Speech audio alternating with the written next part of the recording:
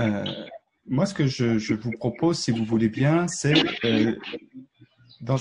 en prenant un 45 minutes ou un 50 minutes, déjà de vous partager, comment dire, une lecture et un retour d'expérience que nous avons donc à l'Université Laval, mais aussi dans d'autres universités canadiennes et nord-américaines et dans d'autres pays, par rapport, comment dire, cette problématique et ces problématiques, ces défis et ces enjeux qui sont nés du contexte pandémique. Peut-être qu'il y a encore des micros d'ouvert, parce que c'est comme si j'avais un retour, mais peut-être que c'est moi qui ai un retour. C'est bon, c'est connecté. OK. Donc, je vais partager une présentation. La présentation vous sera bien sûr sera mise à disposition, je veux dire, après la séance. Alors, donc, je débute à 14h37, pas tout à fait 33. Donc, j'ai intitulé ça, c'est vrai, design pédagogique en contexte de contraintes et d'incertitudes. Et ces deux termes, pour moi, ont ont une signification importante qui va, en quelque sorte, ces deux termes colorer l'ensemble de ma présentation. Ce que je vous propose, c'est une présentation donc en 4 temps. Un premier temps sur la mise en contexte et puis aussi mise en contexte qui va me permettre de revenir sur la manière dont nous avons abordé ces problématiques pandémiques, de façon à ce que, je veux dire, vous ayez bien les clés de lecture de ce qui a été fait. Sachant que pour information, en ce qui me concerne, j'ai une double culture pédagogique, si je puis dire, à la fois française et puis québécoise, ayant officié en qualité de professeur des universités en France pendant plus de 15 ans et naviguant entre les deux pays depuis 30 ans maintenant. Donc, après une mise en contexte, revenir sur les possibilités qui nous sont offertes et comment surtout, et ça sera le cœur, si vous voulez, de la présentation, comment penser un design pédagogique et comment penser, je veux dire, les environnements qui vont avec ce design pédagogique. Et tout ça, donc, à peu près en 3/4 d'heure. C'est sûr que un jour de mars, et puis même avant, parce qu'il y avait des signes précurseurs, il s'est passé quelque chose qui était complètement inattendu, qui a bouleversé les organisations, qui a bouleversé les pratiques, les routines, même si on le dit depuis des mois, je crois que c'est important à rappeler, parce que, je veux dire, cette rupture d'équilibre dans laquelle nous étions les uns et les autres, eh bien, a créé un certain nombre de nombreux stress, malgré le fait que toutes et tous avons collectivement ou individuellement beaucoup engagé d'énergie, de temps pour répondre à ce dysfonctionnement, à ce déséquilibre. Ce déséquilibre qui, aujourd'hui, on le voit bien, n'a pas retrouvé un nouvel état d'équilibre, et je ne parle pas de normal, je ne parle pas, mais pas un état d'équilibre dans la mesure où, parlant de vagues, etc., on attend la troisième, peut-être qu'il y aura une quatrième, on ne sait pas, avec les mutations, génétiques virales qui s'opèrent et par rapport auxquelles les connaissances ne nous permettent pas d'avoir des prédictions très très précises par rapport à ça.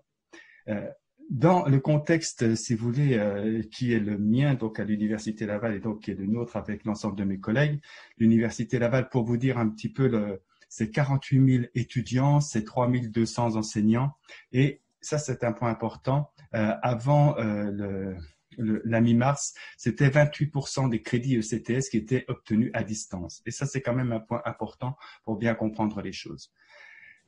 Simplement pour rappeler comment nous avons, abordé les choses. Bien pour aborder les choses, si vous voulez, nous sommes partis, et je vais être très court là-dessus, mais c'est pour bien poser et expliquer la situation. Nous sommes partis de la capacité d'accueil des surfaces immobilières des différents bâtiments pour savoir combien nous allions pouvoir au mois de mars, à partir du mois de mars, accueillir d'étudiants. Et puis, nous sommes arrivés, considérant les problématiques de distanciation, la distanciation physico-sociale qui est de 1 mètre le plus souvent en France et de 2 mètres au Québec. Donc, vous voyez que déjà, ça pose des questions en ce qui concerne le nombre de mètres carrés disponibles. Mais surtout, ce que nous avons travaillé, et ça, c'est un point important, c'est-à-dire que collectivement, au sein de chaque faculté, nous avons travaillé la notion de criticité. La notion de criticité d'un cours, c'était de définir en fait en quoi ce cours doit avoir des activités qui vont se passer sur campus. Un cours, ce que nous appelons un cours, c'est, on va dire, une unité d'enseignement. C'est pas une séance d'enseignement. C'est pas un cours magistral, c'est pas un TD, c'est pas un TP. C'est ce qu'on appelle un cours. C'est toute une unité d'enseignement. Et élément important, c'est que nous, un cours, ça correspond à 135 heures d'activité étudiante et 45 heures entre guillemets de face-à-face pédagogique. Donc, c'est pour vous donner l'ampleur aussi de ce que représente un cours. Ce que nous avons également arrêté comme principe d'action, si vous voulez, c'est de tenir compte de l'expérience étudiante en matière à la fois d'études universitaires, en matière également de pratiques pédagogiques qui étaient des pratiques pédagogiques non présentielles, de façon à mettre l'emphase, si vous voulez, par rapport à la présence sur le campus, sur les possibilités données aux étudiants qui arrivaient, les primo-arrivants, les primo-entrants. Et puis, bien entendu, un autre élément que nous avons retenu, c'est la nécessité d'équipement. Par exemple, nous avons, toutes les disciplines sur sciences vétérinaires. Vous imaginez que la problématique des équipements n'est pas la même en théologie qu'en odontologie.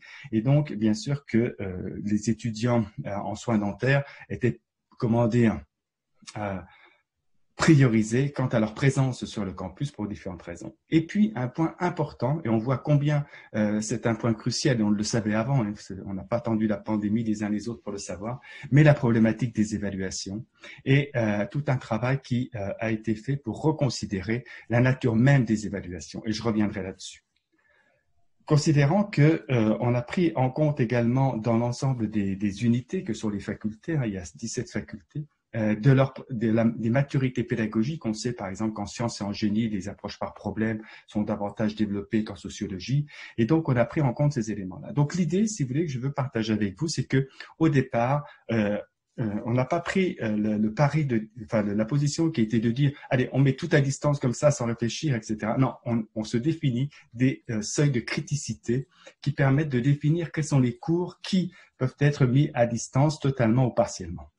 Et dans ce contexte-là, si vous voulez, on a défini un ensemble de possibles. Je pourrais bien sûr aller dans un détail, etc. Mais par rapport à une palette de modalités, avec à la fois depuis le mois de mars et aujourd'hui, parce que ce que je ne vous ai pas dit, je l'ai dit tout à l'heure, juste avant le 14h30, c'est que nous, au mois de mars, tout de suite, on s'est dit ça va durer longtemps, et au mois de juin, on s'est dit ça va durer 18 mois. Donc, nous ne sommes pas, si vous voulez, dans un cycle espoir-désespoir, c'est-à-dire d'ouverture, de fermeture, de présence sur le campus. Mais ce que nous avons voulu, ce que nous avons cherché à faire, si vous voulez, c'est, entre guillemets, ça peut paraître un peu présomptueux, mais se réapproprier notre destin. Donc, on joue, et on joue encore, si vous voulez, avec différentes modalités, à la fois des cours en classe, dans certains contextes, justement par rapport au seuil de criticité, des cours qui alternent présence et distance, donc des cours présentiels hybrides, des cours distanciels hybrides, bon, je ne vais pas rentrer dans le détail là, des cours à distance synchrone, des cours à distance asynchrone et des cours commodo. Alors, les cours commodo, c'est peut-être les cours qui sont les moins connus, mais peut-être vous, à Sorbonne Université, connaissez-vous bien cette notion-là. Un cours commodal, si vous voulez, c'est la possibilité qui est donnée à l'étudiant de suivre l'activité, donc le cours ou la séance, soit en venant en classe, soit en venant à distance, à distance synchrone, soit à distance asynchrone. Et cela, il peut changer à toutes les semaines. Donc, on avait déjà initié cette modalité-là depuis 3 ans, et cette modalité-là nous permet, si vous voulez, de gérer certains temps de présence sur le campus qui sont nécessaires. Notamment, on va privilégier la venue en classe des étudiants qui sont soit en difficulté, soit qui sont primo-entrants, ou soit dans d'autres contextes spécifiques. Donc, nous sommes dans ce contexte-là, avec aussi, je veux dire, une période que nous partageons actuellement. Nous avons un couvre-feu de 20h à 5h du matin. Certes, on gagne 1 heure, mais parce que le soleil se lève plus tôt. Et, comment dirais-je, par contre, il y a uniquement les services essentiels qui sont ouverts, tout le reste est fermé, je tiens à le rappeler. Mais on a le droit de faire du ski. Donc, l'idée, si vous voulez, c'était d'aller vers de l'ouverture et de la flexibilité, à la fois pour avoir une offre qui permettent aux apprenants de choisir, pas pour tous les cours, mais pour certains cours, mais aussi, et ça c'est un élément qui est important, de faire en sorte, quelle que soit la modalité, qu'il soit en présence, qu'il soit à distance, qu'il y ait équivalence des activités pédagogiques. Et ça, c'est un point important. Et aussi, ça c'est par rapport à nos modalités, à une réutilisation des activités. C'est-à-dire que quand dans 2 cours, et ça c'est la notion d'équipe pédagogique qui intervient, lorsque dans deux cours, il y a, comment dire, des activités pédagogiques qui sont semblables parce que certaines s'adressent à tel type de public, tel autre à tel autre type de public, eh bien, il y a une mise en commun qui lorsque ça a été possible, a été faite de façon à libérer du temps, et libérer du temps notamment pour les enseignants, pour lutter contre une surcharge, un stress, et puis, comment dire, une fatigue, comment dire, qui est de toute façon présente, mais que l'on essaye de limiter. Et tout cela s'inscrit aussi, si vous voulez, dans une approche plus globale qui était développée avant. C'est pour ça que je parlais de maturité, pour vous permettre de bien comprendre, qui est l'approche inclusive, c'est-à-dire l'acceptation de la différenciation des besoins et de construire des réponses pédagogiques par rapport à cela. Donc, on est dans ce contexte-là, je vais avancer, et si vous voulez, ce contexte-là, eh bien, nous a amené à, comment dire, à penser le design pédagogique, et notamment dans certaines facultés, dans la faculté des sciences de l'éducation, je développais pour les collègues une métaphore et que je vais vous présenter là, qui permet de penser, comment dire, globalement les activités et le design pédagogique, et qui est fondée sur, comment dire, un certain nombre de principes pédagogiques sur lesquels je vais revenir rapidement. À ce stade-ci, est-ce que tout va bien? Oui, très bien. Merci. N'hésitez pas.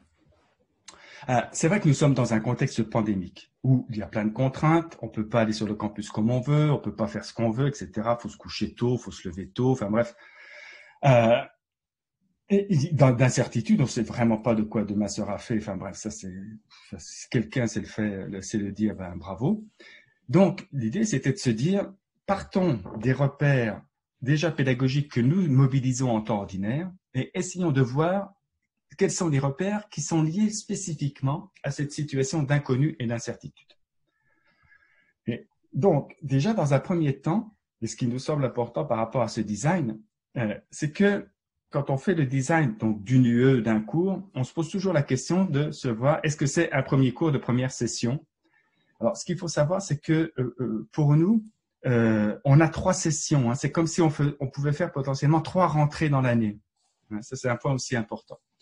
Donc, déjà, à travailler, à dire, bon, OK, ça s'adresse à quel type de public? Ça s'adresse à quel type d'effectif? Parce qu'il est clair qu'on ne va pas raisonner les choses selon qu'on a un public de 800 ou un public de 30, si on est en premier cycle ou en troisième cycle, évidemment. Quelle est la présence des étudiants internationaux? On sait déjà que les étudiants internationaux sont des publics qui ont une forme de richesse et de fragilité dès lors où, comment dire, les modèles pédagogiques leur sont inconnus. Et puis aussi, quelles sont les modalités, c'est-à-dire par rapport à la palette de modalités, quelles sont les modalités que potentiellement on peut mobiliser par rapport à ça. Donc, on pose déjà, donc, par rapport à l'ensemble des cours, pour vous donner, comment dire, une volumétrie à la faculté des sciences d'éducation. Donc, comme tout le monde, à la session d'hiver, on a terminé la session d'hiver. Alors, comme une petite parenthèse, dès lors où nous avons eu, comment dire, l'injonction de fermer l'université au mois de mars, la position qui était la nôtre a été de dire prenons 2 semaines de réflexion. Donc, nous avons pris 2 semaines de réflexion avant de reprendre des activités. Et ça, c'était permis, nous, par nos règlements des études, de le faire. Donc, on a fait une pause, mais qui n'est pas une pause, je veux dire, pour se reposer, c'est une pause pour collectivement travailler à là où on pouvait aller, qu'est-ce qu'on pouvait faire, qu'est-ce qu'on pouvait mettre en place d'ici la fin de la session d'hiver qui se termine fin avril. Donc, je ferme la parenthèse. Et donc, dans ce contexte-là, on se dit, mais qu'est-ce qu'on peut faire? Mais qu'est-ce qu'on peut faire? On le fait pour qui? Et là, moi, ce qui me semble important, et puis ce que relaient aussi les collègues avec lesquels je travaille, hein, donc nous, la volumétrie de cours, je n'ai pas terminé tout à l'heure, la volumétrie de cours, pour l'automne, c'était 473 cours dont il fallait assurer la mutation, je vais le dire comme ça, la transition. Donc, 473 cours, et dont chaque cours équivaut à 135 heures d'activité étudiante. Donc, vous voyez, ça fait quand même une jolie volumétrie. Peut-être qu'au niveau d'une faculté comme vous, c'est à peu près la même chose. L'idée, c'était de se dire, considérant ce que l'on connaît des étudiants, parce que l'idée, c'est vraiment toujours de partir des 2 acteurs principaux que sont l'étudiant et l'enseignant.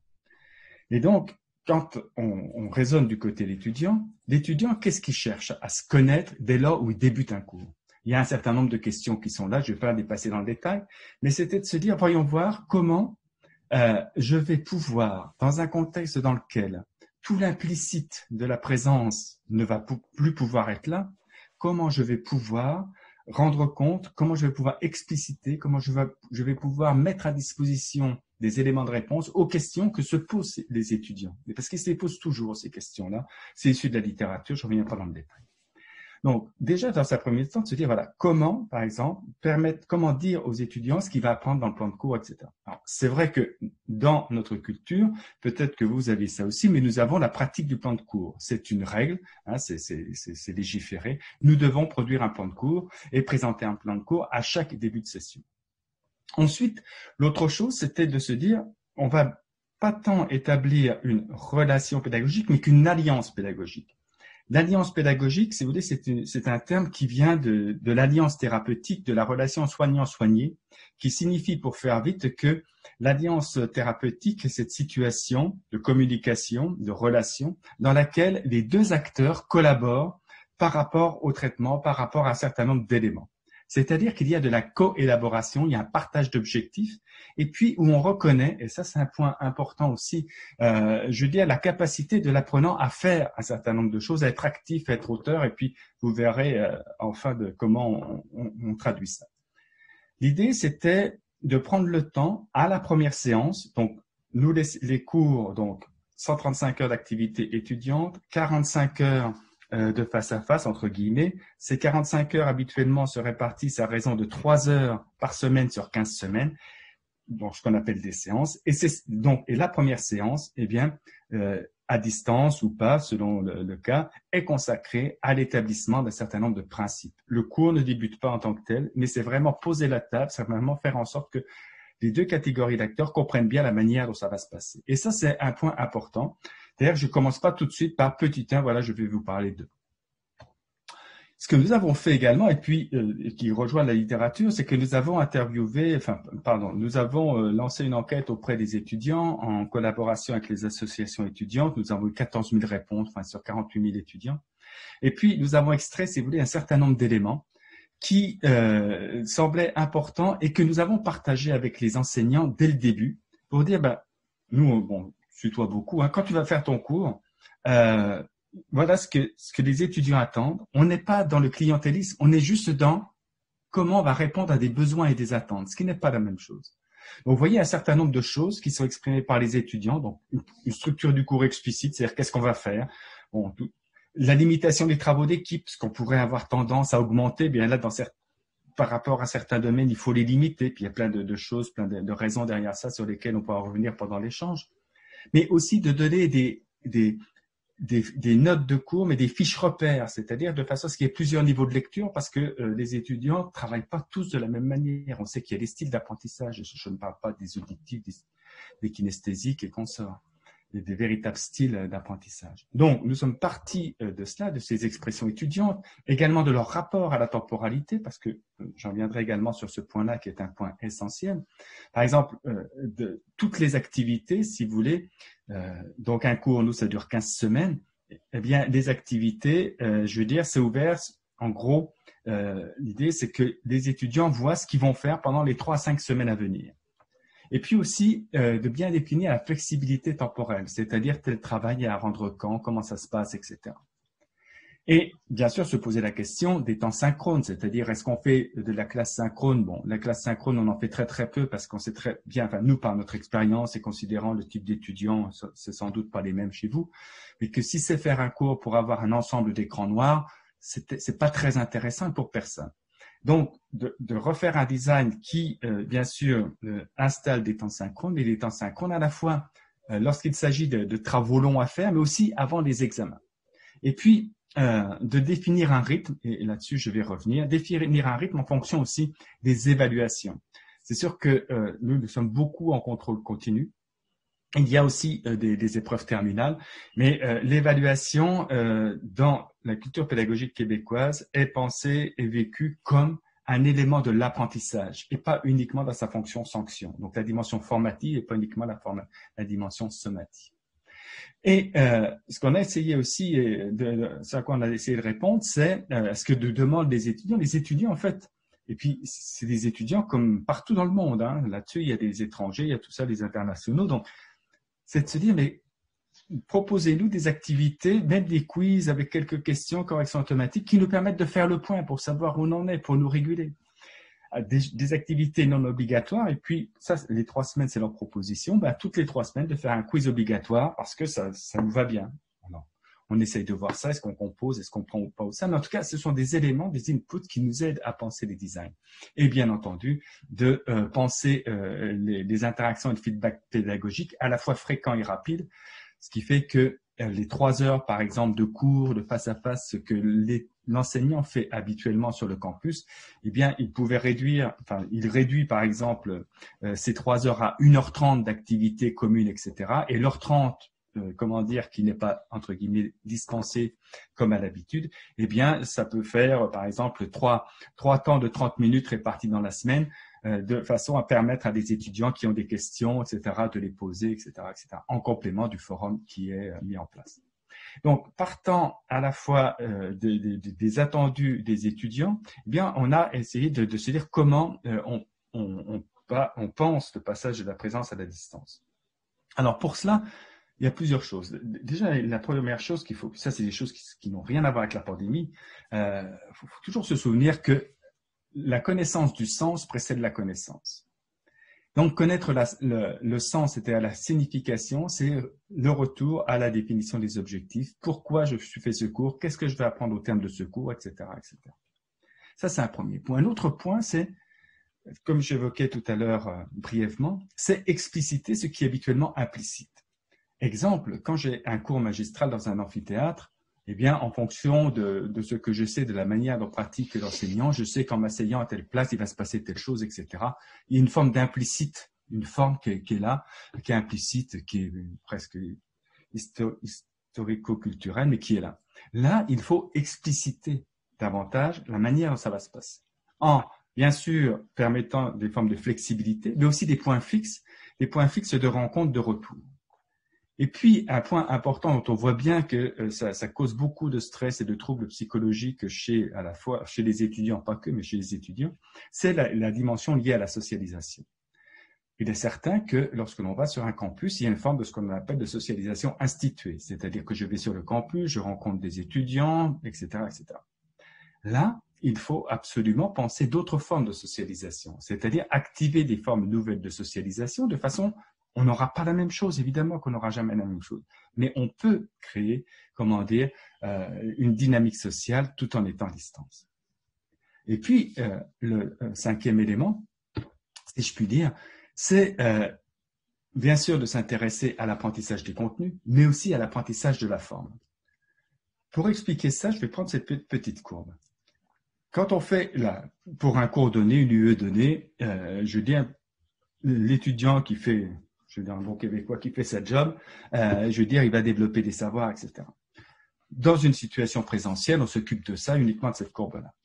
Dans la situation, médiatisée avec l'utilisation de LMS, de Moodle et autre chose, il y a un apprentissage du dispositif. Il y a un apprentissage des objets techniques, de la forme technologique.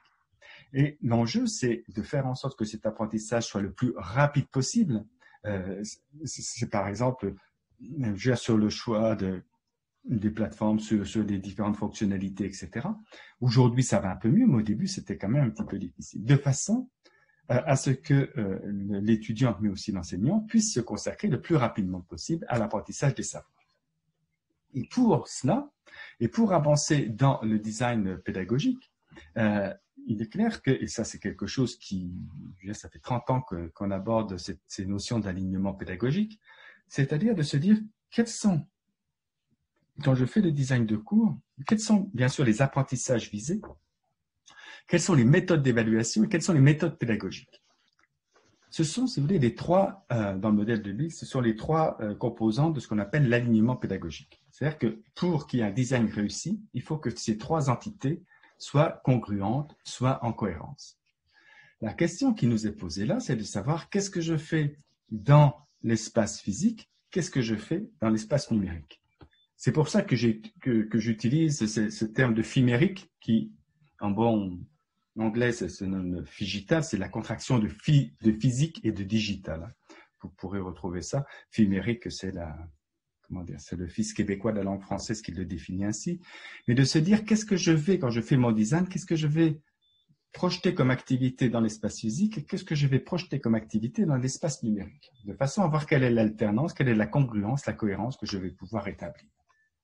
Et pour ça, en rassemblant l'ensemble des choses que je viens d'aborder, certes rapidement, je propose toujours de se dire, mais quand je fais mon design, comment je donne du sens, comment j'explicite, comment je partage ce que mon intention pédagogique, les objectifs, etc. Ça, c'est important. Pourquoi? C'est important par rapport à ce que l'on appelle l'engagement cognitif, l'engagement comportemental de l'étudiant. Comment, au regard de ce que je veux faire, je vais aligner les formules pédagogiques, ce que je viens de dire par rapport à l'alignement. Mais comment aussi je vais alterner ces activités d'une façon à ne pas être uniquement dans les mêmes modalités, mais comment je vais diversifier, comment je vais alterner, de façon toujours à renforcer d'autres types d'engagement. Et comment aussi, dans mon design pédagogique, et c'est peut-être d'autant plus important dans ce contexte où il n'y a pas de coprésence physique synchrone, c'est comment j'organise des activités pour solliciter les étudiants sur ce qu'ils connaissent, où ils en sont dans leurs apprentissages. Je pense que la pandémie est une belle occasion de remettre sur le devant de la scène ce qu'on appelle par exemple l'évaluation diagnostique ou positionnement. Comment, en début de cours, en début d'UE, je prends du temps, je construis une activité en tant qu'enseignant de façon à permettre aux étudiants de savoir qu'est-ce qu'ils savent déjà dans ce domaine et à moi aussi de savoir où ils en sont, de façon à ajuster, si besoin, ma proposition pédagogique initiale. Et bien sûr, comment évaluer à la fois de manière formative pendant pendant le déroulement, mais aussi à la fin avec toutes les problématiques que l'on connaît. Donc, ces 5 approches-là, en fait, visent à permettre de répondre à ces questions et de se dire, eh bien, en explicitant l'implicite, à la fois de permettre à l'étudiant de savoir ce qu'il va faire à la séance X, mais aussi de relier ce qu'il va faire à la séance X à l'ensemble de la dynamique de la proposition pédagogique. Alors, comment procéder? L'idée, si vous voulez, c'était de se dire, et c'est toujours de se dire d'ailleurs, parce que c'est pas du passé, quand on fait une conception, on travaille dans l'espace, le temps et avec une dynamique sociale. L'espace et le temps, aujourd'hui, il peut y avoir, ça peut être en présence, ça peut être la comodalité telle que je l'ai définie, ça peut être de la distance synchrone, ça peut être de la distance asynchrone. Et d'un point de vue social, je peux proposer des activités pour tous, ou des activités par groupe, ou des activités individuelles. Et l'idée, c'est de se dire, mais au fond, par rapport à mon intention pédagogique, les objectifs, la culture de ma discipline, comment je vais pouvoir moduler cela? Sachant que pour rejoindre la diversité des besoins, etc., on a toujours un gain à diversifier les modalités pédagogiques. Eh bien, l'idée est assez simple, c'est de se dire, pour concevoir ce design, qu'est-ce que je vais faire en présence en classe entière, en groupe à distance, etc., sachant comment je vais combiner ces 8 possibilités.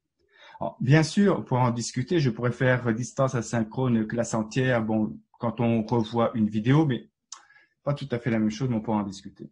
Mais on a, si vous voulez, là, 8, voire 9 possibilités, modalités pédagogiques qu'on va pouvoir combiner dans notre scénarisation et dans notre design. Comment faire? Sachant que, si vous voulez, quelqu'un qui est en distance asynchrone peut tout à fait participer à des activités de groupe qui, par ailleurs, sont faites en présence ou de manière synchrone. Voilà.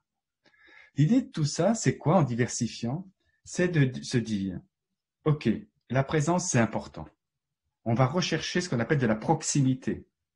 On va faire en sorte qu'on se sente lié, qu'il y ait cette alliance qui se crée.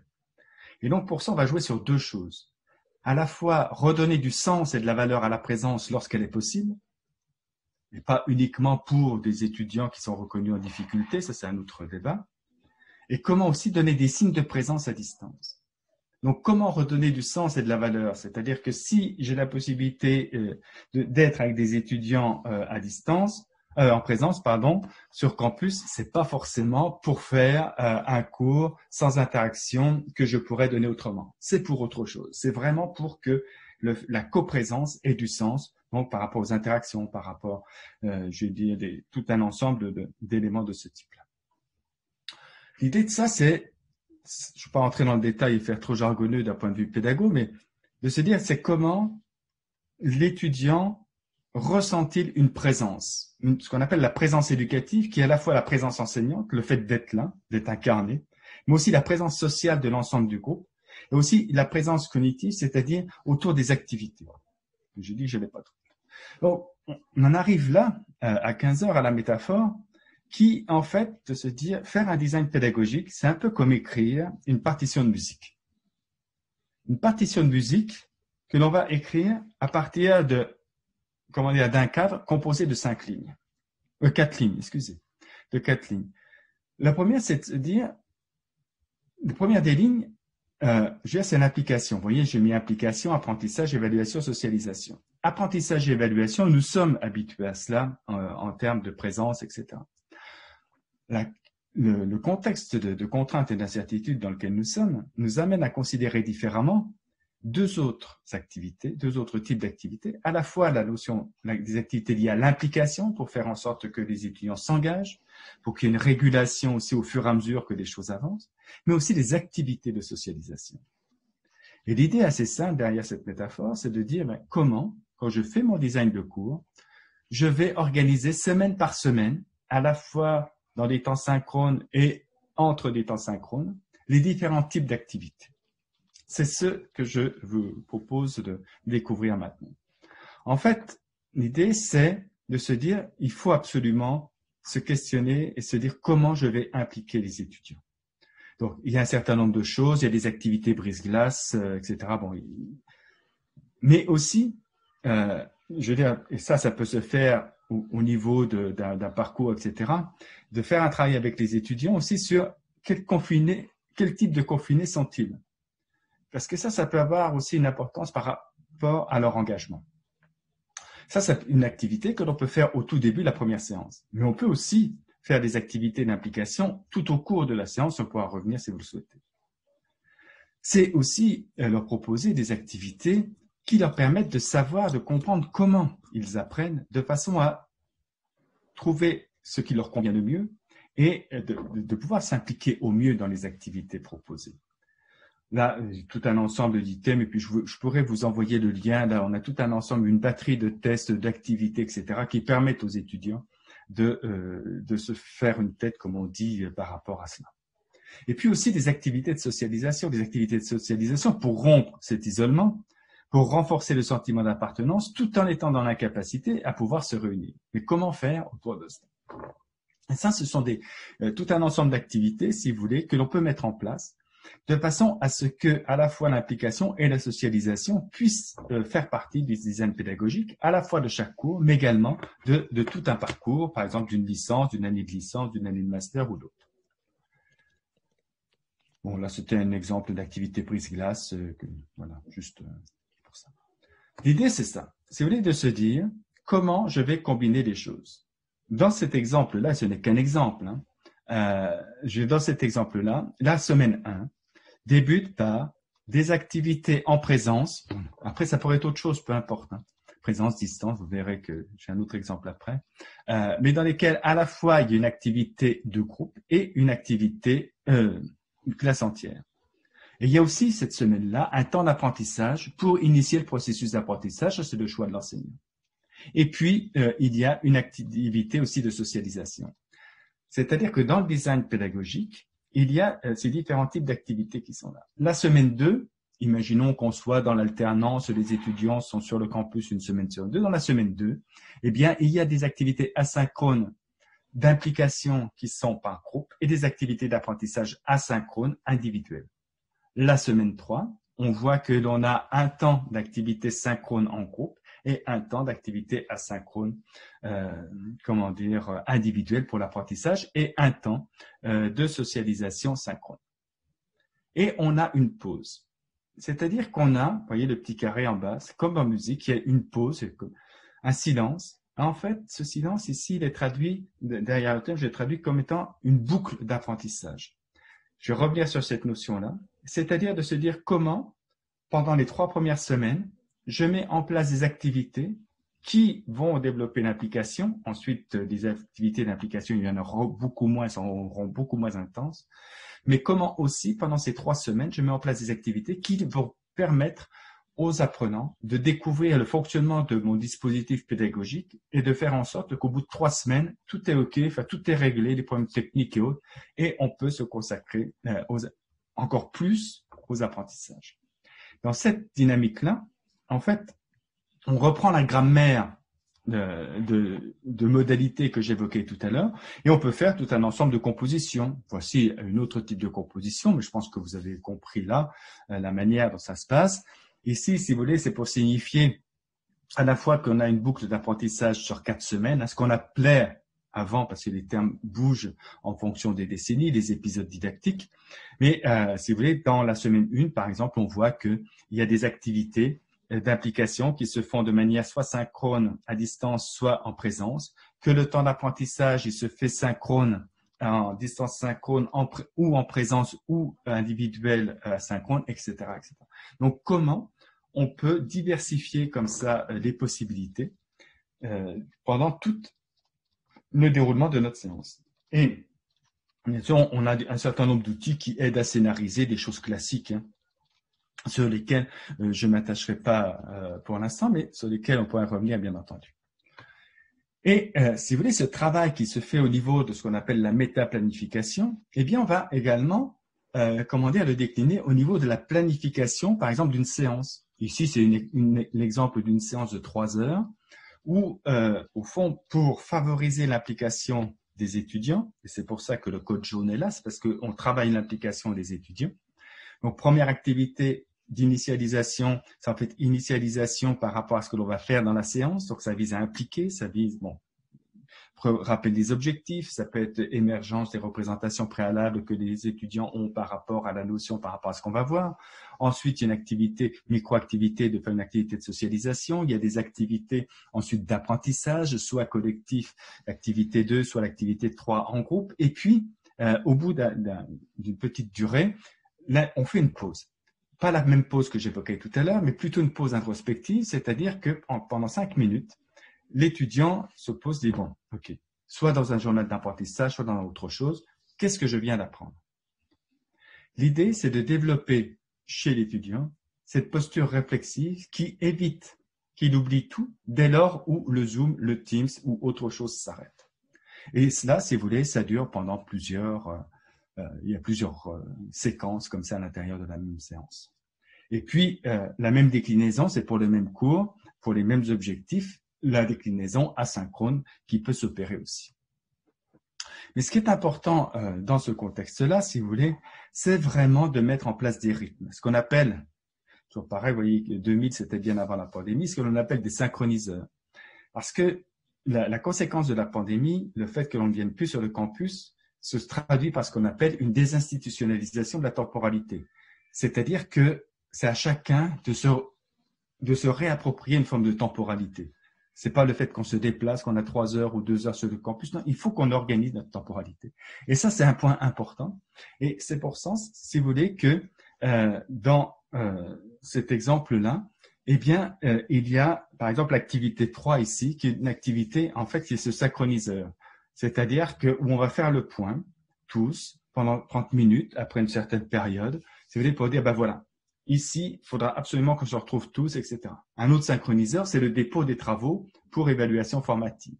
Donc, comment on va mettre en place des jalons, des repères temporels qui vont aider à la fois l'enseignant, mais qui vont aider aussi les étudiants à s'organiser dans leur propre planning de travail, sachant qu'il y a des conciliations qu'il faut opérer entre travail, famille, parfois, et puis lorsqu'ils ont encore du travail, et les études, bien sûr. Mais ce que je vous raconte ne serait pas complet si je n'ajoutais pas dans ce design, je dis un élément important qui est le non formel du design pédagogique. Quand on fait un cours en campus, il arrive, enfin, très souvent, on arrive un peu avant, enfin, en tout cas, nous, on arrive avant et on part après. C'est-à-dire qu'il y a des temps, si vous voulez, durant lesquels c'est comme si c'était l'accueil des étudiants. Si des étudiants ont envie de nous poser une question, ils vont la poser là, pareil à la fin. Et comment, dans ce contexte-là, on réinvente des couloirs virtuels, si je puis dire, on réinvente ces temps d'avant, on réinvente ces temps d'après, de façon à permettre, aussi aux étudiants de poser leurs questions, mais comment aussi permettre cette socialisation, le fait de se retrouver. C'est pas forcément uniquement les salles d'attente, etc. J'ai des collègues, par exemple, qui commencent 20 minutes avant, ils sont là 10 minutes, ils sortent à 10 minutes avant, puis les étudiants continuent à jaser, à discuter avec eux, puis ils reviennent au moment du démarrage du cours. Donc, comment également on réinstalle ces temps-là dans notre design pédagogique et que ce soit de manière explicite pour les étudiants, de façon à recréer aussi de nouveaux rythmes de communication non formels au-delà des activités plus formelles et plus académiques. Donc, ces rythmes, si vous voulez, c'est important de les installer en début de session, mais aussi dès lors où il y a des travaux à établir, dès lors où on approche de la remise des temps de travaux, vraiment de se dire, attention, on va refaire un point, où est-ce qu'on en est, etc. Bon, pareil, quand on va après vous les partiels, enfin c'est maintenant, après la reprise, comment redonner du rythme, donc comment réinstaller du rythme. Ça, tous ces éléments-là sont importants de façon à toujours être dans cette processus d'ajustement, temporel qui va favoriser aussi le maintien de l'application des étudiants. En résumé, si vous voulez, pour une boucle d'apprentissage réussie telle que je l'ai présentée, voilà quelques éléments qui, au vu de presque un an de pratique, puis bon, imaginez qu'il y a bien du travail avant ça, permet en quelque sorte de répondre aux attendus que l'on a et nos intentions pédagogiques. Je ne vais pas les rentrer dans le détail, vous les aurez. Et tout cela, bien sûr, il ne faut pas oublier que ce design pédagogique, il s'opère dans un environnement donné. Et même si ça peut paraître un peu secondaire, mais nous avons remarqué qu'il était important de travailler aussi à l'organisation de son propre environnement et de travailler avec les étudiants pour dire est-ce que ton environnement de travail est correct? Est-ce qui te permet de te concentrer? Est-ce que tu n'es pas dans un lieu de passage chez toi? Est-ce qu'il n'y a pas la télévision en arrière-plan, etc., etc. Est-ce que l'ambiance sonore, l'ambiance lumineuse, est-ce qu'elle convient? Et surtout, est-ce que ta connectivité est adaptée? Donc, de travailler aussi à ces éléments-là, parce que non pas qu'on puisse agir, on peut quand même malgré tout voir, et c'était le cas avec les relations, avec l'intervention d'Emmaüs Connect et d'autres en France, Orange et tout, pour faire en sorte que la connectivité soit un peu égalitaire chez les différents étudiants, quoique c'est parfois difficile. Mais en tout cas, c'est aussi révéler ces éléments-là. Puis c'est aussi, quand on est sur campus, de se mettre en condition de réussite. C'est-à-dire qu'on sait que nous, si vous voulez, quand on arrive dans nos locaux, il y a ces pastilles vertes, chez vous, elles sont peut-être jaunes, etc., qui définissent là où on peut s'asseoir. C'est sûr que, pour créer un climat d'apprentissage qui soit propice, on voit bien que là, c'est pas le plus propice, celui qui est présenté ici. Bon, c'est ce que l'enseignant a pu faire dans le contexte au début dans lequel il était, et c'est pas celui qui facilite le plus ces interactions. Donc, comment on peut réinventer, comment on peut se dire réinventer ces formes, ici c'est des formes hors pandémie, mais comment on peut réinventer ces formes? Alors, c'est sûr que les équipements technologiques peuvent nous aider. Par exemple, à l'aide des cubis de ce type d'équipement, il faut voir que derrière chaque iPad, il y a un étudiant. Alors, vous allez me dire s'ils sont 200, 300, mais on prend d'autres configurations si c'est 200, 300. Mais l'idée, c'est comment on réinstalle, comme je disais tout à l'heure, comment on réinstalle de la présence dans la distance. Il y a un certain nombre de possibilités techniques, technologiques. Il y a des modalités qui nous permettent de le faire. Il y a des activités qui sont plus propices à cela. Et puis, je terminerai pour respecter le temps. Ce qui est important, et puis, c'est de bien rappeler aussi, moi, j'appelle ça les règles d'or. Puis, dans le programme que je dirige, on a défini celle-ci. Dans d'autres programmes, ce sont d'autres règles d'or. Mais en tout début de session, donc là, vous voyez, aujourd'hui, nous sommes le 12. Après vous, je fais une séance d'accueil des nouveaux étudiants qui débutent dans le programme technologie éducative à la session d'hiver 21. Eh bien, on va, par exemple, aborder ces règles d'or. Ton environnement t'organisera, etc., etc., etc. C'est-à-dire de bien mettre sur la table les attendus de l'équipe pédagogique par rapport à la posture et l'engagement des étudiants. Je veux dire qu'ils soient, comment dire, dans ces positions physiques telles qu'on les voit, peu m'importe. Pour autant, je veux dire, il faut qu'ils soient en capacité, d'ouvrir leur caméra. On pourrait revenir sur pourquoi les étudiants n'ouvrent pas leur caméra. Et aussi d'avoir une posture engagée. C'est ce qu'on appelle l'engagement comportemental.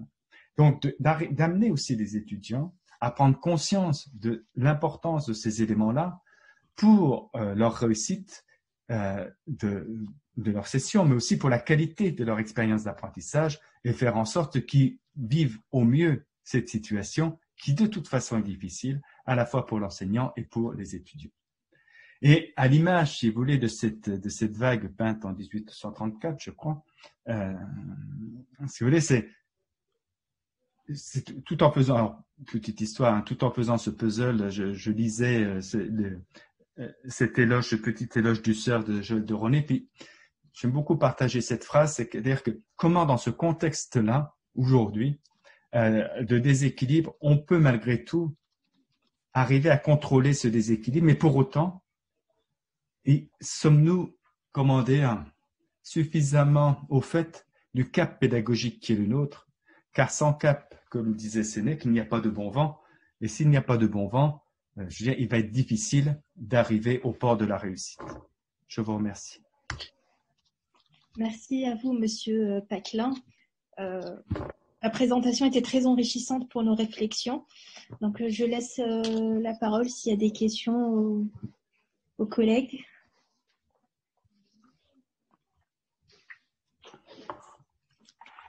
Alors, vous avez le droit de tout dire dans le respect. Si la première question est trop difficile, passez à la deuxième.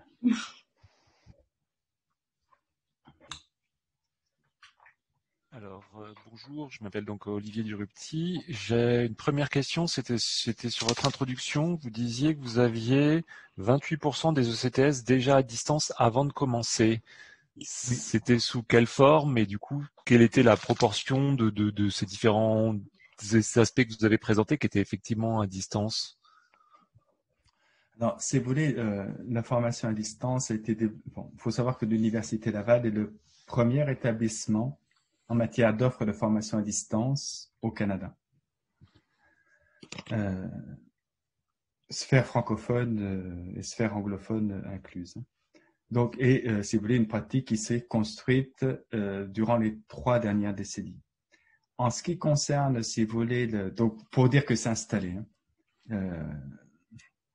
si vous voulez, par rapport à votre question sur les 28%, c'est-à-dire que quand on parle à distance, donc là, je parlais des cours qui sont donnés intégralement à distance, que ce soit en mode synchrone ou en mode asynchrone.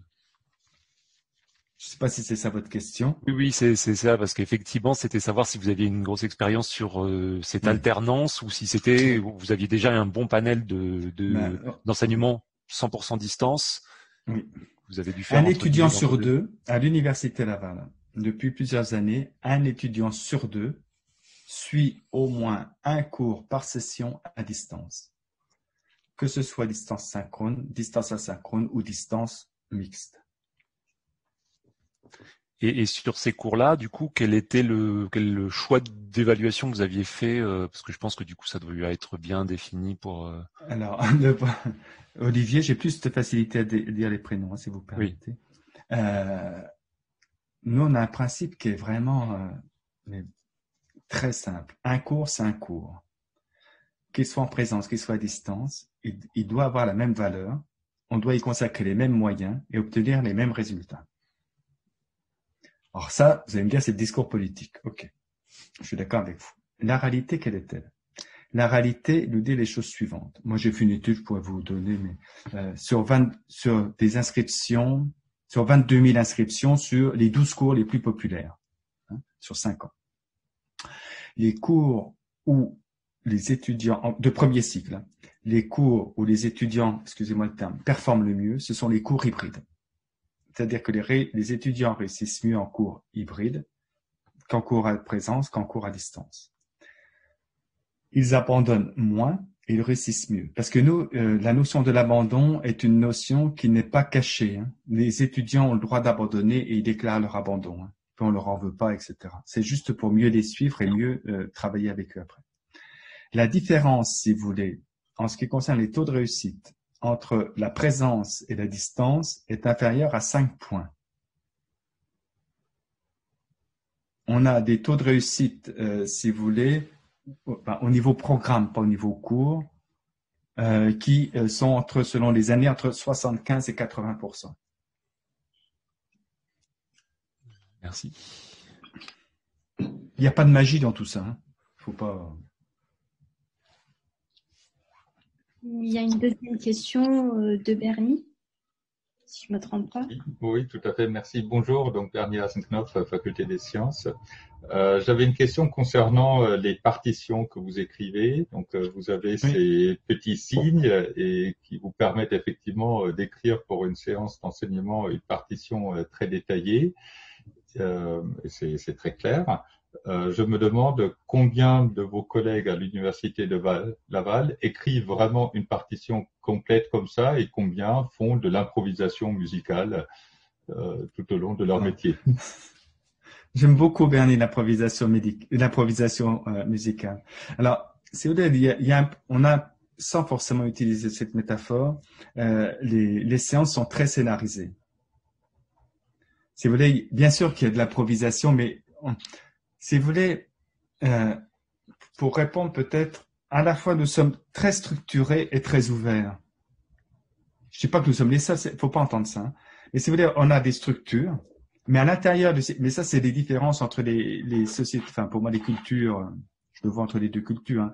Nous, on a un très grand, si vous voulez, bac à sable, dont les limites sont bien définies, mais à l'intérieur, on est très très libre. On n'est pas à essayer d'aller voir au-delà de la clôture si c'est mieux. Donc, à l'intérieur, si vous voulez, de ce cadre, c'est ce qu'il faut savoir, si vous voulez, c'est que lorsque je présente le plan de cours aux étudiants, donc à chaque début, moi je vais le faire par exemple lundi, je dois présenter aussi les évaluations et mes intentions pédagogiques et la manière dont on va y arriver. Les évaluations, on ne pourra plus jamais y toucher dès lors où elles ont été présentées et, acceptées par les étudiants. Bon, dans certaines universités, anglo-saxonnes, les étudiants votent. Hein. Non, nous, on vote pas. Juste, on s'assure que tout le monde a bien compris. Si, par exemple, je change une évaluation, il faut que les étudiants, par exemple, si j'ai 800 étudiants, bon, nous, on n'a pas de groupe de 800, mais si j'ai 300 ou 400 étudiants, ils doivent être d'accord tous à l'unanimité que je change quelque chose. S'il y a une personne qui ne veut pas, si vous voulez, et que je décide malgré tout de changer, la personne peut aller poser ce qu'on appelle un grief, une plainte. Donc, on est dans ce cadre, mais à l'intérieur, on peut jouer comme on veut. C'est-à-dire que je vais proposer des activités. Moi, par exemple, j'essaie de répondre rapidement. Moi, je suis un praticien du co-design dans le cours d'action. C'est-à-dire que je définis mes objectifs, bien sûr, puis avec les étudiants, on s'assure que ça a du sens. Enfin bref, il y a tout un travail autour de ça. Mais ensuite, les activités, la nature des activités et leur rythme et la nature même va évoluer en fonction de la progression des étudiants et la fonction de leur vécu. Par exemple, quand ils disent « Oh là, tu nous mets beaucoup de travaux d'équipe, on n'en veut pas, parce qu'on a d'autres choses, parce qu'on n'y arrive pas, c'est pas qu'on veut pas, on ne peut pas. » Ok, donc soit c'est important de le faire comme ça, mais sinon il va y avoir des ajustements. Ces ajustements sont toujours des ajustements qui sont objectivés. C'est pas pour faire plaisir à quelqu'un, mais parce qu'il y a une culture de la responsabilisation. C'est pour ça que je parlais d'alliance pédagogique, parce qu'il y a une culture de la responsabilisation qui est très très forte. Et si un étudiant a accepté, par exemple, l'échéancier du dépôt des évaluations, qu'elles soient formatives ou sommatives, il sait que si c'est à 16h59, si c'est à 17h qu'il dépose, il a 5% de la note en moins. Et ça, c'est marqué dans le plan de cours. Donc, à la fois, il y a une forme, oui, de rigidité, en tout cas de règles. Et à l'intérieur de ça, on peut jouer beaucoup. Il est vrai que les règles, on les a aussi. C'est les règles des évaluations que vous avez nommées, on les a en France, on les a dans notre université. Théoriquement, il ne faut pas toucher à une évaluation qui est définie au début du semestre. C'est vrai qu'on a peut-être en France plus l'habitude de prendre les règles avec une certaine liberté. Il me semble qu'il y a un peu de ça, mais bon, ça c'est. Mais parce que nous, on va jusqu'à donner, mais ça, je sais que ça se développe partout, hein, mais nous, on est pratiquement, ça va devenir presque une obligation de définir les critères d'évaluation au jour 1. C'est bien. C'est bien aussi de parler de ce concept d'alliance pédagogique. Il est peu développé, mais bon, bref, je pourrais vous dire pourquoi je l'utilise. Ça a du sens dans le contexte et dans le contexte actuel. Ah, absolument, totalement. Parce que dans le contexte actuel, puis je vais laisser du temps aux autres questions, mais dans le contexte actuel, si vous voulez, il y a une chose que, il y a toute ce qu'on appelle, ce que Pernoud appelait dans les années 90, c'est un Suisse, les curriculums cachés, c'est-à-dire la manière dont les étudiants apprennent réellement. Et aujourd'hui, heureusement que ceux qui ont cette capacité l'ont, ceux qui ne l'ont pas, c'est compliqué et on ne les repère pas. L'autre jour, j'écoutais sur France Inter une émission où on parlait de résilience des étudiants, mais tout le monde ne peut pas être résilient. Donc, je pense que c'est important aussi d'expliciter, d'aller vers l'autre pour se dire, mais nous, on a des opérations qui sont des opérations comment ça va. Et on les a multipliées avec le contexte de la pandémie, c'est-à-dire que soit par des enquêtes, soit tout ça, on pose des questions aux étudiants, on a 3-4 questions, comment ça va? Puis on a toujours des taux de réponse. Et puis l'autre chose aussi, c'est que, et ça c'est un point important, on utilise beaucoup ce qu'on appelle les learning analytics, c'est-à-dire les traces d'activité des étudiants, dans une perspective, si vous voulez, d'aide et non pas de sanction. Voilà. Merci. Bienvenue. Il y a une autre question de Benjamin.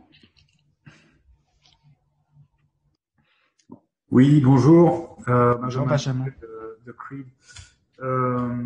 Moi, j'ai 2 questions. En fait, la première, ça concerne dans cette idée de partition écrite. Est-ce que vous avez des tubes? Est-ce que vous avez des schémas qui ont montré leur succès, qui sont devenus un petit peu une marque de fabrique? Et voilà. Est-ce qu'il y a des schémas qui ont montré leur efficacité? Et la seconde question, c'est à propos de l'environnement dans lequel cette approche a été utilisée. Est-ce que vous avez utilisé ça dans des contextes de formation professionnelle en s'adressant à des adultes qui travaillent à côté et qui font donc à côté de leur boulot habituel une formation pour évoluer dans leur carrière? Et si oui, quelles sont les adaptations et les particularités? Voilà.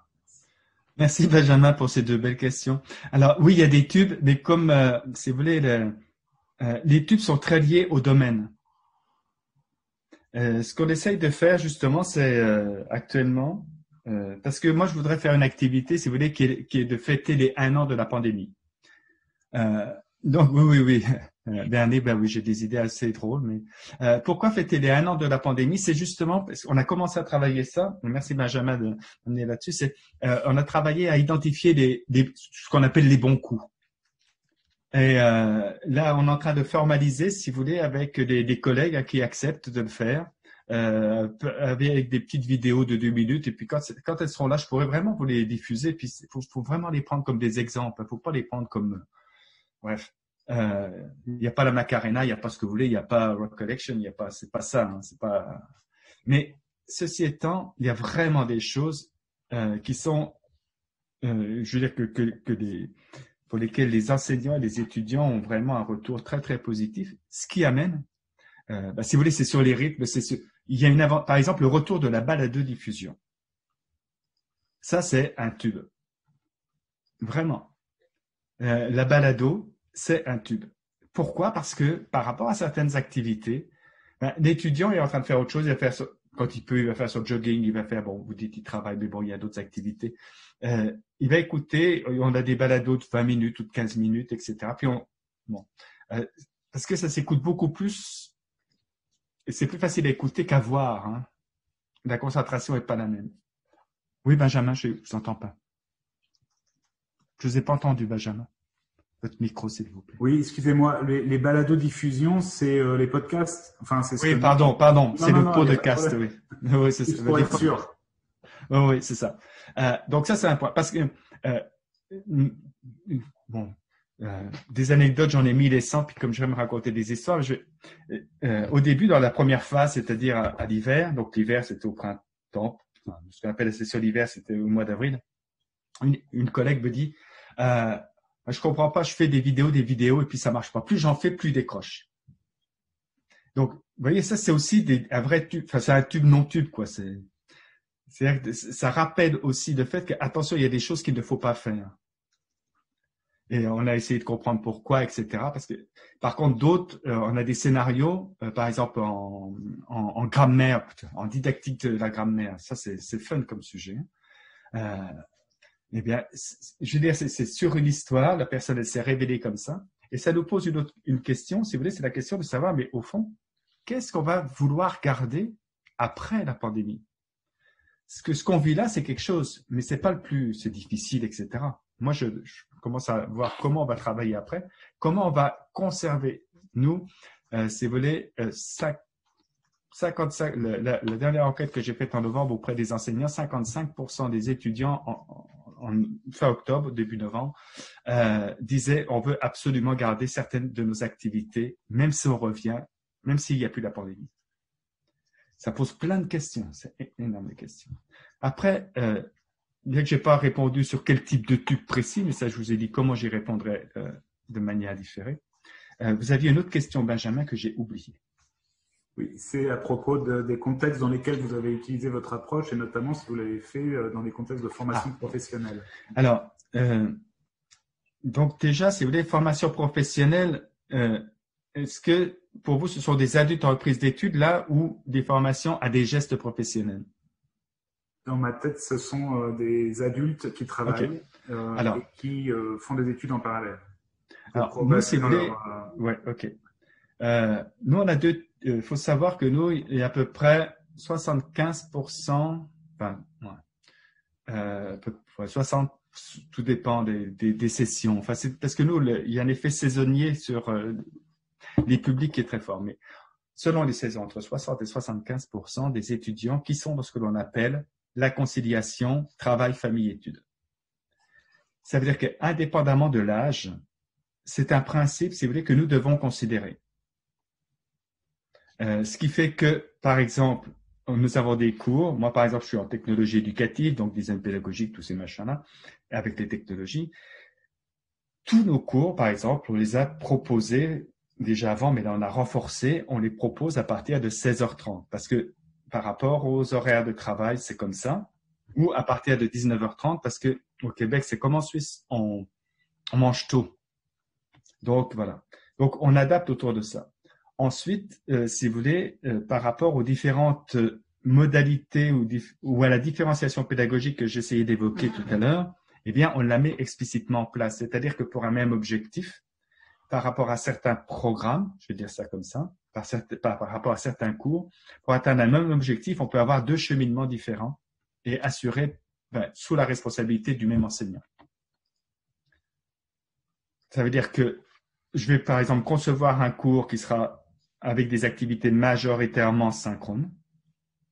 Et sachant que j'ai une partie de mon public qui travaille, eh bien, je vais avoir des temps asynchrones. Et par exemple, ce que je vais faire, c'est que quand je vais constituer des groupes, enfin moi et d'autres, on fait, quand on constitue des groupes de travail, par exemple, on va absolument, mixer entre des étudiants qui travaillent et des étudiants qui ne travaillent pas. De façon à ce que s'il y a des activités synchrones auxquelles un étudiant qui travaille ne peut pas participer, eh bien, il va pouvoir en bénéficier à l'intérieur de son groupe. C'est-à-dire de faire en sorte d'initier, sans le dire directement, mais une forme d'apprentissage par les pairs. Et aussi, si vous voulez, c'est poser, par exemple, l'une de nos règles d'or, c'est la collaboration. C'est-à-dire que la collaboration, c'est collaborer dans la diversité. C'est-à-dire, c'est pas collaborer avec quelqu'un qui me ressemble et dont j'ai l'impression qu'il ne va pas me ralentir, mais je vais collaborer comme c'est dans la vraie vie, c'est-à-dire avec des personnes que je choisis pas forcément, qui n'ont pas forcément les mêmes styles, les mêmes temporalités, etc. Donc, c'est aussi par rapport à ces principes-là. Ensuite, sur les offres de formation continue sensu stricto, ça, c'est autre chose. Pour répondre là en 30 secondes, on a développé ce qu'on appelle des nanoprogrammes, c'est-à-dire si vous voulez, là où vous avez un cursus attends, faut que je traduise en ECTS, par exemple, de 60 ECTS, donc ça fait 30, ça va faire, par exemple, 5 nanoprogrammes. Donc, 5 entités que l'individu va pouvoir suivre à son rythme et qui vont être capitalisables. Et ensuite, il aura, par exemple, la licence, ou il aura, voilà. C'est en fait ce que fait le CNAM en France. Hein.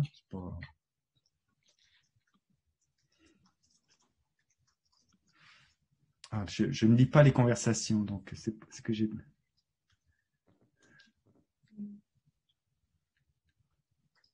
Ok, ça c'est la réponse. D'accord. Question.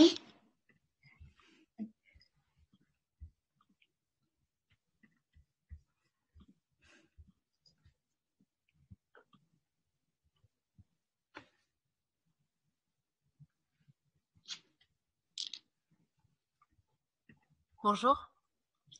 Bonjour, Jeanne. Jeanne. J'avais une question. J'ai trouvé vraiment aussi intéressant le fait que vous disiez qu'il fallait recréer des espaces de l'informalité. Parce que c'est aussi tout ce qui se passe en fait, comme vous le dites, dans les couloirs qu'on perd dans ces temps de crise. Et vous avez donné juste un petit exemple là sur les salles d'attente, mais qu'est-ce que vous avez vu qui marchait par expérience pour essayer de faire préserver ce lien, quoi? Alors moi, je suis très marqué, puis je me dévoile pas en le disant, mais par la notion de rythme et de rite. Par exemple, dans le programme Technologie éducative dont je m'occupe, c'est un très bon programme si vous voulez vous inscrire. Voilà. Tout à distance. Si vous voulez, dès le début de la pandémie, alors déjà dès le début de la pandémie, au premier jour, parce que les premiers jours, comme vous savez, partout dans le monde, c'était quand même un choc. Hein. Moi, dès le premier jour, sur l'informalité, si vous voulez, j'ai fait un truc, ça va vous faire sourire, vous allez me trouver niaiseux et tout. J'ai recréé Radio Londres. C'est-à-dire que tous les jours à 18h, oh oui, vous voyez, je savais que vous ferez rire, Jeanne. C'est-à-dire que j'ai recréé un message. Les enseignants parlent aux étudiants tous les jours à 18h. Bon, ça, c'était surtout pour dire, hop, enfin, il n'y a pas de mots pour dire la sidération, etc. Et on est là, et on est à vos côtés. Ça a permis d'apaiser. Parce qu'il fallait absolument sortir vite de l'urgence, etc. pour gérer la crise. Parce que quand j'entends encore aujourd'hui qu'on est en état d'urgence, ça, je trouve que, bref, ça me questionne. Ensuite, si vous voulez, on met en place des activités régulières. Dans le programme TEN, un mardi sur 2, je vais te dire comme ça, parce que je sais jamais là. Donc là, on est le 12, ça va être le 19, etc. Il y a une activité qui s'appelle le café TEN. C'est un peu à la manière d'un café philo, où on va discuter pendant 1 heure et seulement 60 minutes, pas une de plus, pas une de moins, tout le monde est là à l'heure, on peut prendre son lunch, etc. pendant l'heure, parce que c'est de 12 à 13, c'est l'heure où on mange, sur une thématique qui est dévoilée à 12h01. Donc, si vous voulez, il y a tout c'est pas un gros scénario, mais c'est juste, voilà. Et même si on a envie de continuer à la fin, à 13h, on arrête et on se retrouve 15 jours après. Dans d'autres, si vous voulez, ça va être des activités, d'informel. Il y a eu, ceux qui ont travaillé sur, des expositions virtuelles à l'automne, des expositions virtuelles des paysages automnaux.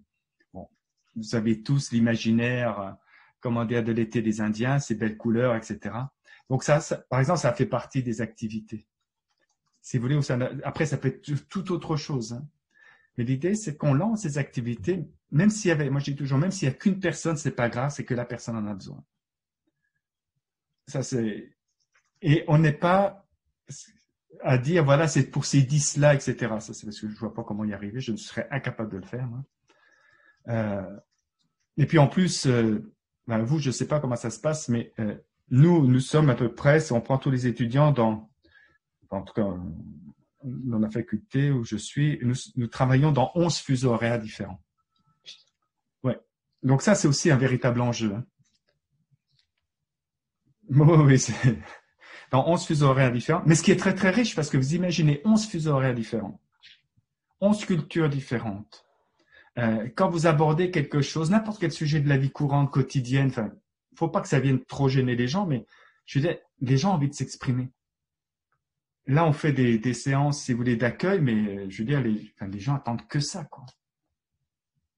Ben, les gens, les étudiants, les étudiantes. Hein. Et puis, si vous voulez, par rapport à ce que je disais tout à l'heure, je pense que c'est quand Bernie, ou je sais pas pour répondre. C'est vrai qu'on a un dispositif d'identification des décrocheurs automatique, un dispositif automatique, etc., qui est très, très aidant. C'est-à-dire que dès lors que quelqu'un ne fait pas les activités, enfin, en tout cas, dont on voit que il n'est pas dans le même rythme de réalisation des activités que les autres membres de sa cohorte, de son groupe, on a des actions proactives envers lui. Ciblées, individualisées.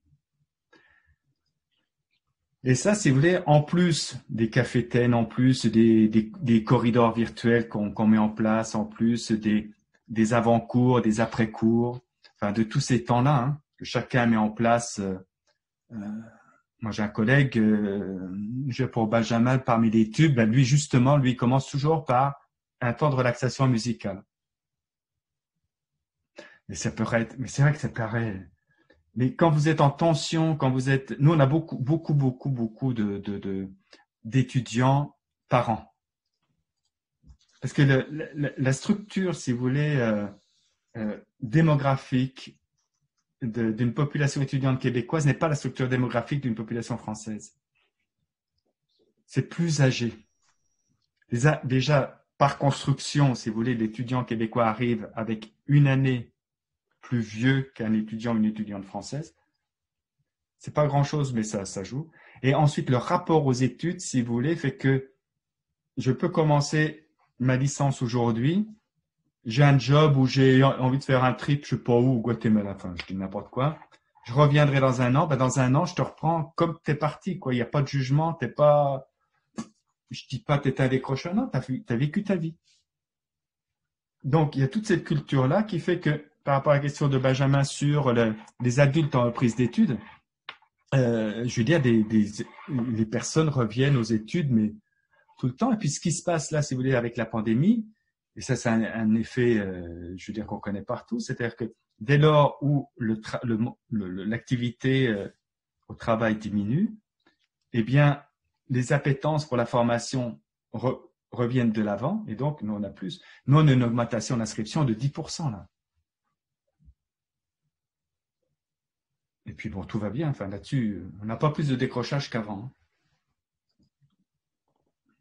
Et j'avais juste une autre question parce que j'ai sur la hantise, je pense, de certains enseignants des carrés noirs du Zoom, caméra éteinte et micro éteint de tout le monde, et donc on a plus contact avec les étudiants qui nous permet un peu de voir s'ils suivent ou non. Enfin, juste là-dessus, est-ce que vous l'avez vécu? Est-ce qu'il y a des collègues comment est-ce que vous gérez ça? Eh bien, si vous voulez, on le gère déjà, c'est essayer de comprendre pourquoi il y a des carrés noirs. Bon. Quand vous interrogez les étudiants, parce que moi, j'interroge beaucoup les étudiants, j'observe beaucoup, enfin bref. En ce moment, on observe beaucoup par caméra interposée à distance, mais il y a des cours, comme on dit, nous, qui sont plates, qui sont vraiment ennuyeux. Bah oui. Enfin, on va pas se cacher, quoi. C'est pas tous les cours, c'est pas des shows, etc. Hein. Donc, quand un cours est plat, vous avez envie de faire quoi? Ben, c'est switch off. Hein. Je veux bien l'écouter en fond, mais comme c'est enregistré, puis de toute façon, bon. Comment dire? Ce qui peut passer, si vous voulez, en termes de rythme, même de prosodie d'un enseignant ou d'une enseignante pendant 3 heures ou 2 heures, quand on est dans le même local, ça va. Mais quand on a des voix monotones, monocordes, etc., pendant 1 heure, 2 heures, ça demande beaucoup d'attention. Donc ça, il y a une part qui tient à la manière dont on s'exprime à l'écran. Il y a une part qui tient aussi à la nature des activités pédagogiques. Je veux dire, 2 heures de synchrone, etc., c'est vrai que c'est usant, c'est fatigant. Quand vous faites 2 heures, puis ensuite 2 heures, et quand vous vous retrouvez avec 6 ou 8 heures de Zoom dans la journée, ben non, c'est pas humain, quoi. C'est pas. Ça pose toute la question. Puis j'ai développé un petit outil autour de ça. qui permet au niveau d'un programme, si vous voulez, de calculer le temps de synchrone par étudiant, etc. Ce qui nous permet, par exemple, de réguler entre les profs, de dire hop, hop, hop, hop. Je veux bien que tu aimes le synchrone, là, mais tu vas te calmer un peu et puis on va essayer de voir s'il n'y a pas des alternatives. Ça, donc, ce que je veux dire, c'est qu'il y a des choses qui nous appartiennent à nous en tant qu'enseignants. Puis, on n'est pas forcément à l'aise. Hein. Moi, je ne condamne pas. C'est juste, faut qu'on objective. OK. Donc, qu'est-ce qu'on peut faire par rapport à ça? Ensuite, il y a la part qui vient à l'étudiant. Bon, il y a la question de la connectivité. Ça, c'est clair que quand la connectivité n'est pas là, puis ça, c'est bon, mais pas que chez les étudiants internationaux, hein, parce que nous, des fois, les étudiants qui sont dans le Nunavut ou dans le Labrador, donc dans le Grand Nord, la connectivité, c'est à peu près celle qu'il y a à Ouagadougou. Donc, elle n'est pas fun. Ça, c'est une chose. La deuxième chose, c'est aussi que l'étudiant a ce sentiment, pour certains, pas tous, hein, de se retrouver à l'avant de la salle avec l'écran. Et ça, il n'a pas le goût de ça, pour plein de raisons. Parce que c'est pas sa pratique. Bon. Ensuite, la troisième cause du côté, ou troisième raison du côté des étudiants, c'est le fait que c'est une fenêtre aussi sur mon intimité. C'est-à-dire que tout le monde n'utilise pas les fonds virtuels, etc. Parce que des fois, comment dire, je ne sais plus comment dire en français. Enfin, bref, il y a du moirage, ça marche pas bien. Et puis parce qu'il y a trop c'est le bazar où ils sont, enfin, etc. Ils n'ont pas envie qu'on voit leur intimité. Mais tout ça, si vous voulez, toutes ces différentes raisons-là nous permettent de poser des actes. C'est pour ça qu'avec les enseignants, par exemple, ils ont dit, oui, tu as des écrans noirs, mais est-ce que c'est pas lié aussi à la façon de faire, etc. Bon, ça c'est une chose. Il y a aussi des enseignants qui, moi j'ai eu, bon c'est qu'un seul cas, mais un enseignant qui me dit, moi j'ai que des écrans noirs. Et puis cet enseignant me dit, tiens, est-ce que tu veux pas intervenir dans mon cours sur un truc? Bon, je dis, ok, j'y vais.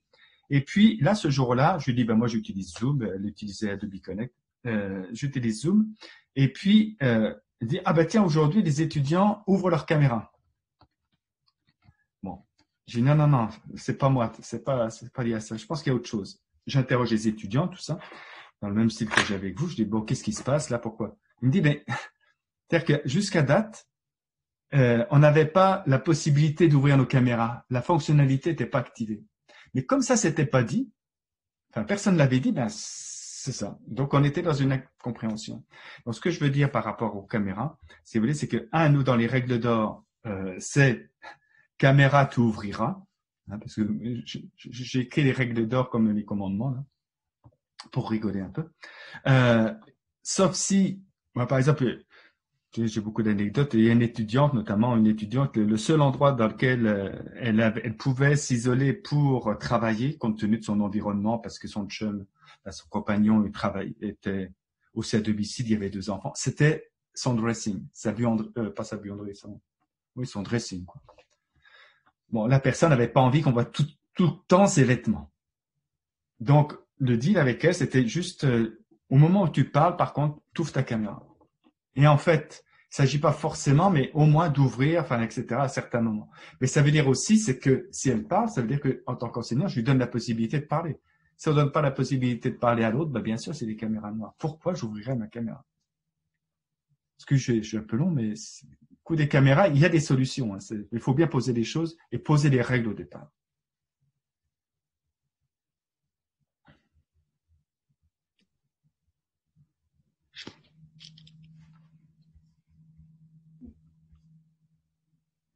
Conseiller les publications sur l'architecture de TZT. Tatiana, est-ce que vous pouvez poser la question de vive voix, s'il vous plaît, ou quelqu'un me... Moi, je me rapproche de l'écran parce que je vois rien. Alors, moi, j'ai pas de question de Tatiana, mais de Samia Sali. Voilà, par exemple, Samia n'a pas de caméra sur son ordinateur. C'est pour ça que quand je parlais d'environnement tout à l'heure, si vous voulez, de dire au départ, quitte à faire une checklist pour les étudiants, est-ce que j'ai un casque? Est-ce que j'ai une caméra? Quel type de connectivité j'ai? Par exemple, si j'ai tant de gigas, etc. Et puis il coche, il dit, si j'ai pas ça, je vais avoir un problème. Comment je résous ça? Et comment, par exemple, quelques jours avant le début des cours, on communique en fait cette checklist pour que l'étudiant et l'étudiante checkent et se trouvent pas en difficulté à la première séance. que vous imaginez, comme je dis, une première fois n'arrive qu'une première fois. Je sais, c'est idiot. Tout ça pour dire que si on loupe la première séance, eh bien, ça va être difficile à rattraper pour la suite. Donc, comment on peut anticiper, compte tenu quand même, on a une expérience d'une année. Puis vous imaginez toutes les expériences avec les milliers, les millions d'enseignants. Donc, on a quand même des éléments, des repères. Et comment, aujourd'hui, par exemple, on va partager cette checklist, dire, voilà, est-ce que j'ai un casque, pas de casque, est-ce que j'ai quel type est-ce que j'ai un écran, est-ce que j'ai 2 écrans, etc., etc. Que Samia n'est pas la seule, hélas. Ah oui, les systèmes d'alerte. En fait, Tatiana, puis ce que je pourrais vous partager, c'est une petite vidéo, je l'enverrai à Dominique ou à Lydia, ça peut. En fait, si vous voulez, c'est le système de dépistage, c'est un système qui est fondé sur les traces d'activité et sur, quand il y a des notes sur les notes, qui nous permettent automatiquement, si vous voulez, d'avoir cette information sur là où en est l'étudiant dans son application et dans la réalisation de ses activités. Et au bout d'un certain nombre de jours, on a même, si vous voulez, ce qu'on appelle la cote projetée. C'est-à-dire que si l'étudiant continue à travailler comme il travaille, eh bien, il aura telle lettre à la fin. Parce que nous, c'est une échelle lettre pour les. Donc, par exemple, au bout de 8 semaines, donc sur 15 semaines, à peu près au bout de 8 semaines, c'est certain qu'il, même des fois avant, selon, entre 6 et 8 semaines, il sait quoi? Il sait que s'il continue comme il est parti, quel est le type de résultat il peut avoir. Il n'y a pas de certitude. Est-ce que vous utilisez Moodle comme LMS? Non, je suis désolé, non. En fait, si vous voulez, d'un point de vue technologique, c'est une application qui a été développée en interne et qui nous permet de faire tout cela. Et c'est vraiment, comment dirais-je, un outil qui agrège tous les services numériques, mais vraiment tout. C'est pas un ENT, on est bien au-delà de ça. Ça va de la facturation des cours jusqu'à si je suis inscrit à un cours de yoga, c'est marqué dedans. Enfin bref, proposé par l'université. Hein, si j'ai besoin d'aide psychologique, c'est là. Enfin bref, toute la confidentialité est là. Voilà. Avec d'un point de vue pédagogique, si vous voulez, une plateforme qui conserve, qui donne le droit aux étudiants d'accéder aux cours qu'ils ont suivis pendant 5 années. Ce qui fait, par exemple, quand ils arrivent en fin de cursus de premier cycle, s'ils veulent revoir ce qu'ils ont vu, par exemple, lors d'un cours de la première session, ils peuvent revoir l'intégralité du cours.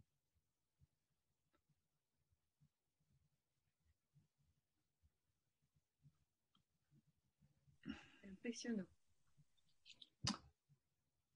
Mais c'est vraiment ce qu'on appelle, c'est vraiment un environnement personnel d'apprentissage. Et avec, si vous voulez, alors je sais plus sur Moodle parce qu'il y a très longtemps que je fais plus de Moodle Moot et tout ça, mais si vous voulez, avec un rappel, par exemple, voilà, t'as tel, puisque tu es inscrit au cours X, t'as tel travail à déposer dans tant de jours et tant de minutes.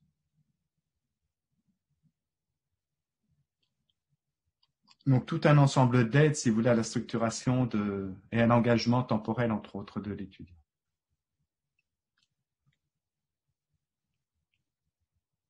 Mais on peut le faire autrement, hein, mais juste là, cet automatisme. Enfin, moi, si vous voulez, ça me permet, en tant que directeur de programme, d'avoir une vue qui est renouvelée toutes les 60 secondes de l'état, si je puis dire, par rapport à la réussite de leurs études des étudiants. Donc ça, c'est vraiment très aidant, surtout dans ce contexte-là. Encore plus. Parce que là, on ne les voit vraiment pas. Vous pouvez nous partager un aperçu de la plateforme? Ah, mais vous êtes curieuse, vous, là. Ah, attendez, oui, je ne soupire pas pour ça, j'essaie juste de voir comment... Ah, vous avez raison, vous voulez des preuves, hein? Non, je rigole. Attendez, juste, je vais repartager. Attends, je vais sur Zoom. Tac, tac. Donc, ça, c'est quand j'arrive sur mon environnement. Ça s'appelle mon portail. Est-ce que je vais vous en trouver un? Ça, c'est la version prof. Hein. D'accord. Ok. Donc, si vous voulez de côté prof, voilà. Ça, c'est des. Bon, par exemple, là, j'ai automatiquement. Bon, là, c'était l'été 2020. Par exemple, si on prend l'automne 20. Par exemple, j'ai automatiquement par toute session les cours que je donne. Hein. Vous voyez, bon, bref, c'est pas ça. Dans gestion des études, ça s'appelle appui à la réussite.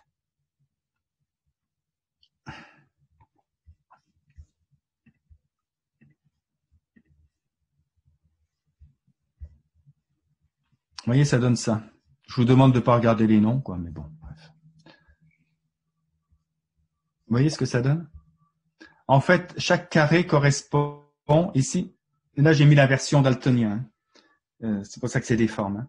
Hein. Chaque figure correspond au nombre de cours auquel est inscrit l'individu. Vous voyez? Si c'est en rouge, c'est que dans ce cours-là, ça va mal. Si c'est en vert, alors on va être positif.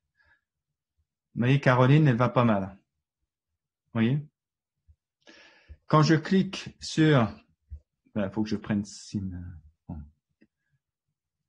Ah ben, j'en avais... Sim, il voudra bien. J'ai le détail, si vous voulez, cours par cours. Par exemple, ça, c'est les cours auxquels Sim est inscrit. J'ai ses notes cumulées. J'ai la cote projetée. Bon, il a eu des tas de problèmes, Covid, tout ça, enfin, problèmes familiaux. Et quand je prends, si vous voulez, ça par exemple, là, je peux avoir le détail pour chaque cours. Et si vous voulez, vous voyez, là, ça me donne par exemple, ça c'est un premier indicateur, il y en a d'autres. Hein. Mais vous voyez ici, cet étudiant a commencé comme ça. Et après, si vous voulez, il y a eu un décrochage là. OK? Après, j'ai des indicateurs sur des tas d'autres choses. Je ne veux pas rentrer dans le détail. Mais ce qu'il faut voir, c'est qu'il y a tout un ensemble. C'est un peu comme le dossier médical du patient. C'est-à-dire que d'une part, il y a, si vous voulez, des courriels qui sont automatisés, qui sont envoyés là. Puis ensuite, moi, je communique avec lui et ça donne toute la trace de nos interactions. Donc ça, c'est un étudiant qui a eu des difficultés, mais il va réussir. Et si, qu'est-ce que ça ressemble à quoi pour un autre étudiant? Puis il y a plein de détails derrière ça, mais bon, je vais prendre pour le même cours. Vous voyez, ça permet de voir comment, voilà. Et il y a plein d'autres indicateurs. Hein. Si j'allais dans le détail, je vous montrerai plein d'indicateurs, mais si vous voulez, moi tout de suite, en temps réel, donc rafraîchi, ça c'était sur l'automne, rafraîchi toutes les 60 secondes, ça me permet de voir le nombre de rouges, de verts, etc.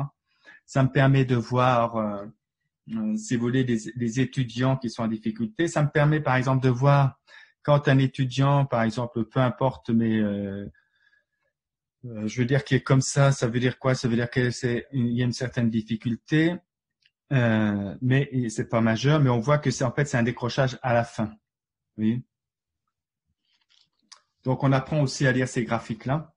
Mais ça permet aussi, si vous voulez, par exemple, si cette personne-là a déjà fait un cours la session précédente, ben j'ai tous ces graphes sous les yeux, puis ça me permet de voir, par exemple, que cette personne-là débute toujours, par exemple, de la même manière et a toujours les mêmes creux et les mêmes sinusoïdes, si je puis dire, d'engagement. Là, c'est que l'engagement, il n'y a pas les activités, etc.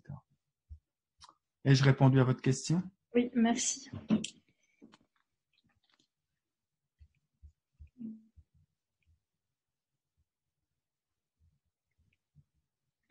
Non, donc c'est pas sur Moodle, hein. Je regarde les commentaires. Merci beaucoup, Monsieur Didier Paclin. Merci à tous les participants de nous avoir rejoints. Je vous invite à suivre le 2 février le prochain semi-web consacré au numérique comme moyen d'accompagnement et de personnalisation de nouvelles pratiques d'évaluation, donc qui sera animé par Madame Stéphanie Maille-Viard-Metz, professeure en sciences de l'éducation et ergonomie cognitive à Aix-Marseille Université. Bonne fin de journée à toutes et à tous et à bientôt. Merci beaucoup pour ce temps d'échange. Et si vous voulez d'autres éléments, n'hésitez pas à m'écrire. Si je peux, je répondrai avec un grand plaisir.